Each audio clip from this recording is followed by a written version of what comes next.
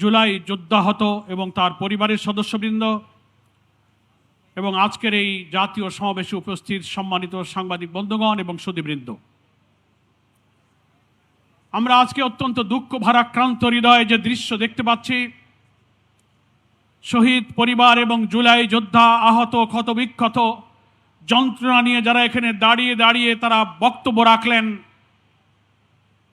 একদিকে তাদের স্বজন হারানোর বেদনা, অঙ্গ হারানোর বেদনা, অন্যদিকে প্রায় 1.5 বছর পার হওয়ার পরও যে আকাঙ্ক্ষা, যে স্বপ্নের বাংলাদেশের জন্য তারা রক্ত দিয়েছিলেন, স্বজন হারিয়েছিলেন, সেই স্বপ্ন পূরণ না হওয়ার বেদনা নিয়ে আজকের ঐতিহাসিক সরাজি উদ্যানে তারা সমবেত হয়েছেন।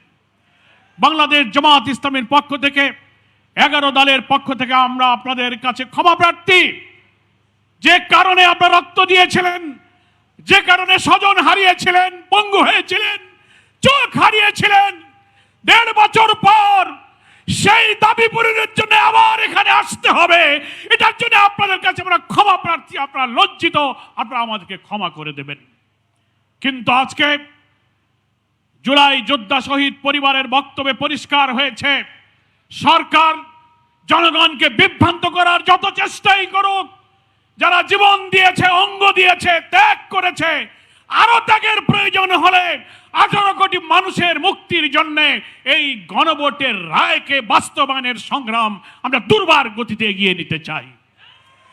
গণভোটের রায় অর্থ কি? গণভোটে যে রায় 5 কোটি মানুষ হাতে ভোট দিয়ে জয়যুক্ত করেছে, তার অর্থ হলো ঐক্যমত্য কমিশনের জুলাই সনদের 84টি বিষয়ে যারা একমত, 47টি সাংবিধানিক পরিবর্তনের ব্যাপারে হাতে ভোট দিয়ে তার পক্ষে ভোট দিয়েছে।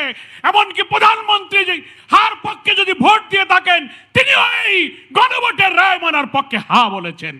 আজকে তিনি সেখান থেকে উল্টে যাচ্ছেন আর বিভ্রান্তিকর কথা বলছেন, আমরা অক্ষরে অক্ষরে মানব। তাই যদি মানেন, তাহলে কেন বলছেন নোট অফ ডিসেন্ট? গুরুত্বপূর্ণ সাংবিধানিক 10টি ব্যাপারে আপনি আপত্তি করেছেন, যেখানে সমস্ত সাংবিধানিক পদ, প্রধানমন্ত্রী হলে তিনি দলের প্রধান থাকবেন না, কেয়ারটেকার সরকার পদ্ধতির ব্যাপারে একটি পয়েন্ট আপনি নোট অফ ডিসেন্ট দিয়েছেন, উচ্চ কক্ষে পিয়ারের ব্যাপারে নোট অফ ডিসেন্ট দিয়েছেন, চুক্তি এবং আন্তর্জাতিক সমস্ত চুক্তির ব্যাপারে 2 কক্ষে অনুমোদনের প্রশ্নে আপনারা ডিসেন্ট দিয়েছেন। আপনারা দুর্নীতি দমন কমিশন, পিএসসি, আপনি অডিটর জেনারেল, প্রধান বিচারপতি নিয়োগ, প্রত্যেকটি সাংবিধানিক পদ যা হলো এই সংস্কারের মূল কাঠামো, যেটা ঠিক না হলে এই রাষ্ট্র আবার ফ্যাসিবাদের দিকে ধাবিত হবে, সেখানে আপনারা না বলেছেন। অথচ জনগণকে আপনারা শুভঙ্করের ফাঁকি দিয়ে বলছেন আমরা মেনে নেব। 5 কোটি মানুষ হাতে ভোট দিয়ে আপনাদের এই সেই নোট অফ ডিসেন্টকে খারিজ করে দিয়েছে। 5 কোটি মানুষের সামনে আপনাদের নোট অফ ডিসেন্ট নাই। গণভোটের ব্যালটে যে 4টি প্রশ্ন, সেখানেও নোট অফ ডিসেন্ট নাই। তার অর্থ হলো গণভোটের পুরা রায় আপনাকে মানতে হবে। তাই জুলাই আহত শহীদরা আজকে চোখের পানি ফেলে 1.5 বছর পর কেন আপনি প্রধানমন্ত্রী আপনার কাছে এই আবেদন সে জানাবে? বিলম্ব না করে পার্লামেন্ট চলমান আছে, এই পার্লামেন্টে আপনি সংবিধান সংস্কারের পরিষদের অধিবেশন আহ্বান করার সুযোগ আছে। আপনি ডাকুন, শপথ গ্রহণ করুন এবং গণভোটের ফলাফল অনুযায়ী সংস্কারের প্রস্তাবকে মেনে নিয়ে সংবিধানের তফসিল অন্তর্ভুক্ত করুন। তাহলেই শহীদদের রক্ত, এই আকাঙ্ক্ষা, আত্মদান তখন সফল হবে।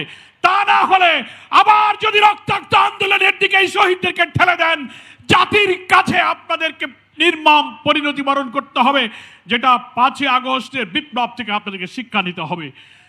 আমি আজকের এই ময়দানে উপস্থিত সকলকে আবারও আহ্বান জানাবো, 11 দলীয় ঐক্যের পক্ষ থেকে বিক্ষোভ, সমাবেশ, মিছিল, সেমিনার, গোলটেবিল, দীর্ঘ কর্মসূচি শুরু হয়েছে। জাতীয় সংসদে আমাদের নেতারা লড়াই করবেন, রাজপথেও লড়াই চলবে। রক্তের এই মূল্য না পাওয়া পর্যন্ত এই আন্দোলন ইনশাআল্লাহ আমরা অব্যাহত রাখবো। সকলকে ধন্যবাদ জানিয়ে আমি আমার বক্তব্য শেষ করছি। আল্লাহ হাফেজ। বাংলাদেশ জিন্দাবাদ, বাংলাদেশ জামাত ইসলামী জিন্দাবাদ, 11 দলীয় ঐক্য জিন্দাবাদ।